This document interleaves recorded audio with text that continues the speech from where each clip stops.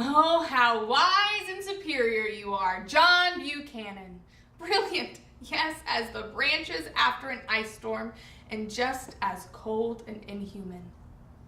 You put us in our place tonight, my little collection of eccentrics, my club of fellow misfits. You sat among us like a lord of the earth, the only handsome one there, the one superior one. And oh, how we devoured you with our eyes. You were like holy bread being broken among us, but snatched away, fetched home by your mother with that lame excuse, that invention about Mrs. Arbuckle's turn for the worse. I called the Arbuckles. Better, much better, they told me. No doctor had been called.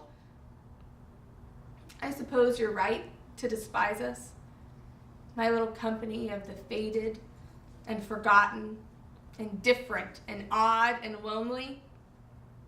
You don't belong to that club, but I hold an office in it.